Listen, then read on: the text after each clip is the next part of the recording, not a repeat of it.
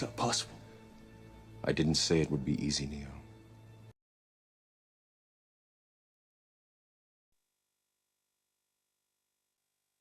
All right, please introduce yourself, state your name and DOC number for the record. Clifford Owens, 334527. Mr. Owens, my name is Brendan Kelsey. Along with me is Ms. Wise. Mr. Roche will be your panel. We'll have a parole interview, ask you some questions. You can respond at the end. You can make a statement. We'll take a vote. You understand the process? Sir. Do you understand the process? Okay.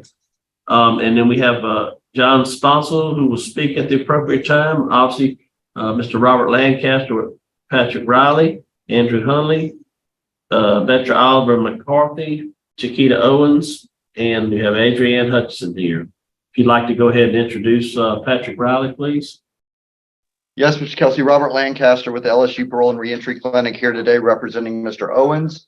With me is Patrick Riley. He's a second-year student in the law clinic. He's not certified under Louisiana Supreme Court Rule 20, but he has helped Mr. Owens prepare for today's hearing, helped prepare the packet that was submitted to the committee, and is prepared to give a statement of support at the conclusion of the hearing if the committee deems it appropriate. Great, thank you. Clifford Owens, DOC number 334527. You're a second-class offender, parole eligibility date 8/1/2021, good time 2/14/2056, full term 2/8/2057, a 60-year sentence. Armed robbery, attempted second-degree murder. Does that sound correct? Yes, sir. All right, would you answer, Ms. Wise? Good morning, Mr. Owens. Good morning, ma'am. How's it going? Going all right. Good, good. This is your second hearing. Yes, ma'am. Yeah, I saw on the record where you appeared on 12522. You got 2 votes to deny. I'm sure you remember Mr. Kelsey, and 1 vote to grant last time. All right. What have you been doing since? Wait, first of all, how much education do you have? Well, ma'am, I stopped in the 9th grade. Yes. Okay. Any other education since then? I've been in school, ma'am. I enrolled in school. I'm in school, currently in school right now. Okay. Okay. How's it going? It's going all right. Do you have any idea when they're gonna send you for testing? No, ma'am. No, ma'am. I mean, I think I should be coming up for TASE testing coming up pretty soon. Okay. Okay. How old are you today? 48, ma'am. And how long you been in jail on this sentence, on this charge? 47 years, ma'am. 46 years, ma'am. You can't be 48 and been in jail 46 years. No, my bad. 26, ma'am. 26, my bad. Okay. You've been in jail for 26 years since Yes, ma'am. well, a little bit before 12, 16, or 99. Now, if I look at the records, it looked like you were on supervision. You got released in 1997, and then you were sentenced on this charge in 1999. Before that, your supervision, you were sentenced in 94, and you were sentenced 1/5/94 and got revoked 3/1 of 95. So what's going to be different this time if you're allowed to be released with your supervision? What's going to be different this time? Well, ma'am, I have done time in Lake Providence. I hadn't seen what I've seen now in Angola and went through what I went through. I learned a lot since I've been in prison. I learned how to make poor choices, do the right thing. I got married.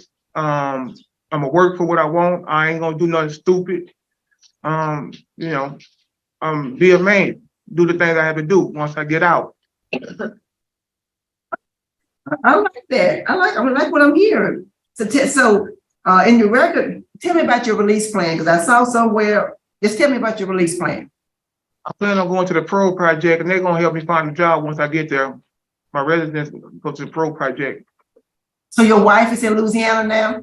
No, she's in California. She's in California. And I read somewhere that she was going to be moving to Louisiana. That's why I was asking. Yes, ma'am. She's gonna come down here once I get released. Yeah, she's gonna come to Louisiana. She's gonna come down. Okay, that's the plan. Okay.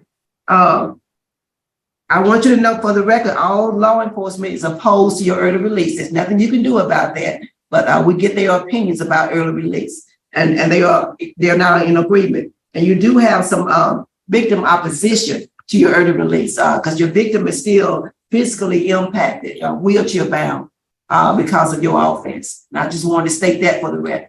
There's nothing you can do about that, but I just want to state it for the record. Let's talk about your write-ups for a minute. You've had 10 fights since you've been incarcerated in these 26 years. And I think your last fight, I think was a factor in why you were denied last time. So tell me, what have you done differently to stay out of fights that you weren't doing before? Well, I took anger management over again, and I learned not to let my emotions cause me to react. I learned to think before I react, move myself around the situation. So you telling me that actually works, huh? If you just remove this situation, you can avoid fights. Yes, ma'am. Okay, don't be telling this. We be expecting that from other guys.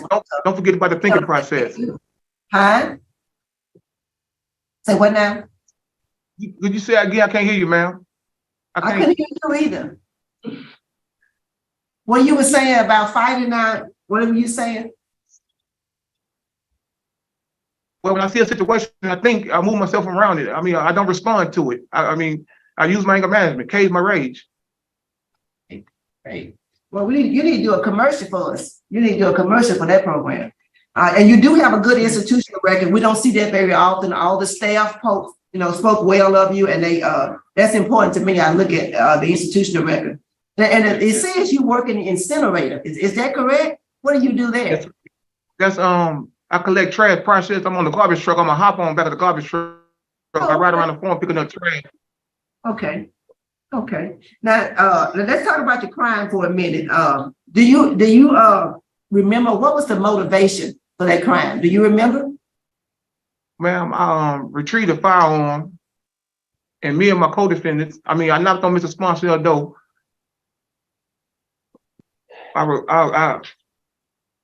I gained full control of the house once I went inside. I robbed Mr. Sponsor, and a tussle broke out, ma'am. A tussle had broke out while we was in there. Mr. Sponsor tried to leave outside the apartment. I shot him in the back, and while he was exiting, and my co-defendant shot him in the head during the robbery. Right. That matches up with what the police report says. I guess my question is, that were y'all under the impression that he had like $4,000 or $5,000 in the house? What was the motivation for picking him to rob? Well, we came in there to get some marijuana, man. We came in there for marijuana to get marijuana. Y'all were there to purchase marijuana from him. Yeah, and it turned into a robbery. Yes, ma'am. Oh, okay. I don't know. It was something that's what I wasn't clear on the motivation for the crime. Okay. So you've taken victim awareness? Yes, ma'am. Okay. And you had your last two write-ups was in 2017 and 2020. Do you plan on working towards your high school diploma? Is that something you plan on doing? Your high school diploma? Do you have any children? Yes, ma'am. How many children do you have? I don't have any children, ma'am. Okay, I didn't see it in the record. Okay. You don't have any children. Well, that's all I got. Let me see what the warden's got to say.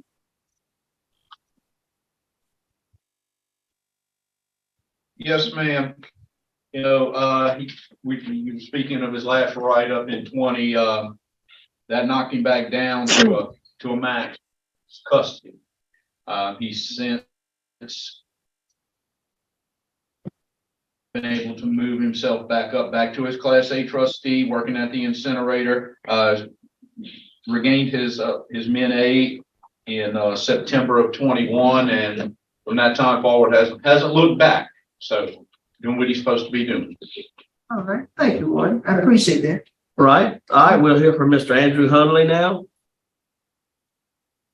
Andrew Hunley with Louisiana Parole Project today, here to commit to the board that if Clifford is granted parole, he will join our residential reentry program, where he will have access to our reentry programming, where we will work to equip him with the skills he needs to reintegrate into society after doing such a long prison sentence. We'll work with him on technological skills, social skills, working to understand social norms, as well as getting him employed, getting him transportation to employment, doctor's appointments, visits to his parole officer, and working with him so he can achieve self-sufficiency. We commit to provide housing for him until a point he and his wife can have a safe and approved residence together. Our organization is impressed with the work he's done over the last several years to get himself back to where he's at in prison today. And we feel based on his age and maturity, he's at the sweet spot where he can come home, have a career, and make an impact in his community. Thank you. All right, thank you. We'll hear from Ms. Chiquita Owens.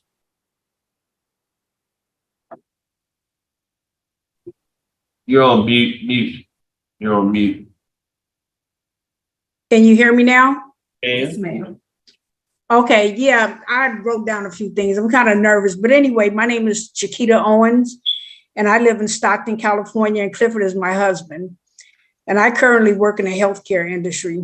I grew up knowing Mr. Owens during his childhood when he lived in California. At the time, we resided next door to each other.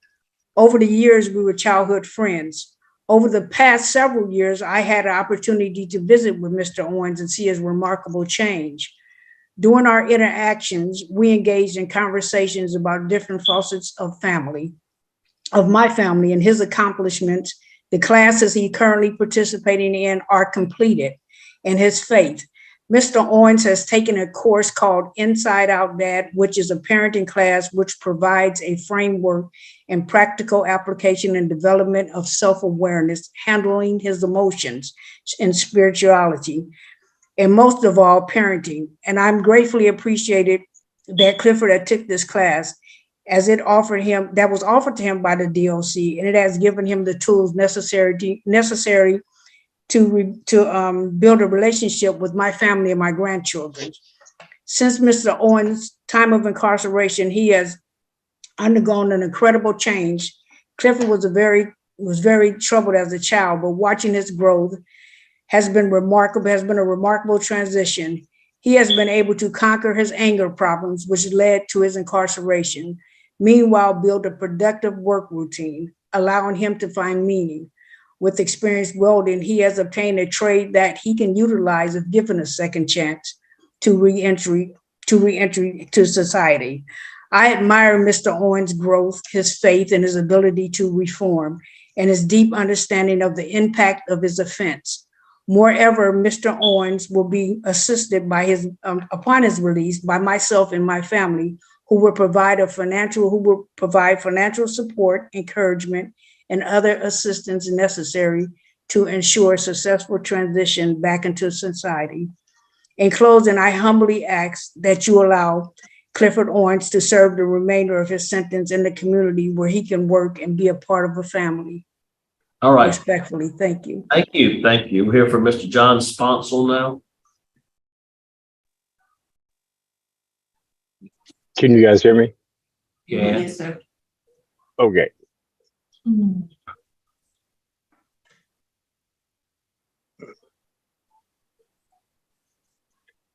It's a big step that I'm willing to take.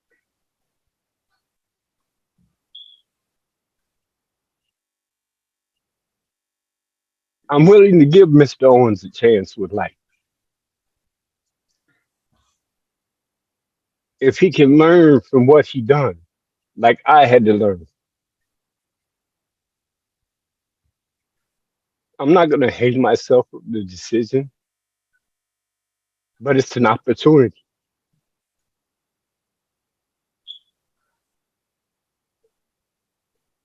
If he could show me remorse in some way that he could help a person like me, maybe that will give him his freedom.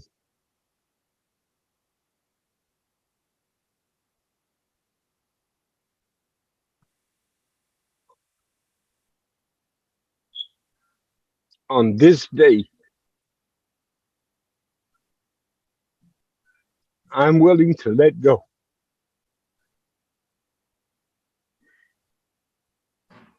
Mr. Owens, if you can hear me, understand it takes a real man to make a decision in life.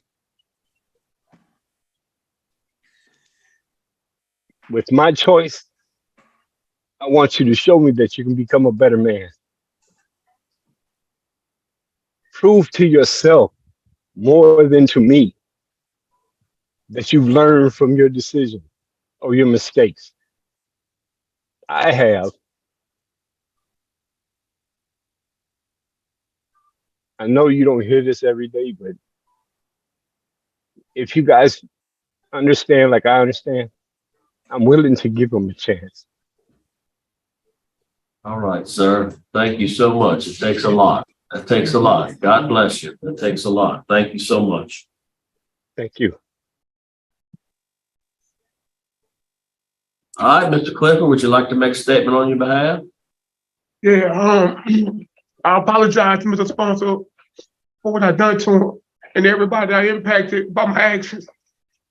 And I realized I took him through a lot. I caused him to have post-traumatic stress disorder. I caused them not to mingle with other people because of my actions. I was dead wrong. And I apologize. And if y'all give me a second chance at life, I'm gonna work. I'm gonna take care of my family, my wife. I love her. I'm gonna do the right thing by her. I ain't gonna do the same thing to put me in the situation that I'm in now. I'm a bigger person. This place has changed me a lot. I learned my lesson. I ain't gonna hurt nobody else family members. All right. Thank you. All right, Clifford, thank you so much. Patrick, you want to make a brief statement, wrap it up?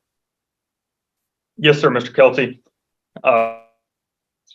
Thank you, honorable members of the committee. Certainly, Mr. Owens is his own best advocate. I would be remiss not to note that that Mr. Owens is deeply remorseful and in our conversations understands the impact of his offense. And for the reasons that Mr. Owens stated, I respectfully request that this board, for the foregoing reasons, give him a favorable grant of parole to allow him to continue working on the outside as a tax-paying citizen and a member of a productive family. Thank you. All right, thank you. Panel prepared to vote? Yes, yes. Wise? And Mr. Owens, you've been given a gift today from your victim. A lot of guys don't get that. And I really want to commend him for his statements today, for his reflections, and for that release. We can all feel it in the room. I'm inclined to take a chance on you as well, Mr. Owens. My vote is to grant. You do have a low Tiger score. You have positive comments from the warden. And you have an excellent transition plan, better than most anybody is. I would like for you to stay long-term with the Louisiana Parole Project. Take your time. 1 year after release, start doing community service 5 hours a month. And 1 year after release, enroll in couples counseling. And when couples counselors mean I can't order your wife to go, but even if she doesn't go, you go. That's a whole new role being a spouse. There's a lot of stuff you don't know. And if the couples counsel, y'all figure it out, but stay in counseling to work on being a husband. That is my vote. Best wishes to you. Mr. Roche? Thank you, Mr. Chairman. First of all, I'd like to speak to the victim. As the victim's advocate, I do appreciate the statement that was just made by the victim. You don't see that very often. Matter of fact, it's very rare that a victim is willing to give his offender another chance, a second chance on life. And you should appreciate the statement, Mr. Owens, and you should remember it for the rest of your life. Based upon positive remarks from the warden, good programs, a good transition plan with the Louisiana Parole Project, and you have no disciplinary issue since your last hearing, my vote is to grant your release under the same conditions as Mrs. Wise. I actually have 2 votes to grant your parole. I actually denied your parole last time you're here. We asked you not to have any disciplinary write-ups, from here until your next hearing. We asked you to do victim awareness. You did both of those. I'm terribly impressed as well with the work you've done. I'm just in awe of what the victim said. And again, want to thank him so much. That means a lot to us here. But you've done the work you need to do. And so my vote is to grant you parole today. You'll have community service 5 hours per month. You have a curfew from 10 p to 6 a. You'll continue to work on your GED. I think that's important. You need to work on your GED and get that. That'll be good for you. And then after you finish with the parole project, I guess you'll go to California with your wife. If she's in California right now, is that correct? Yes, sir. She's in California. Your plans are to go be with her, right? Yes, sir. Okay. Sounds great. 3 votes to grant. Today your parole's been granted. Good luck to you. All right. Thank you all.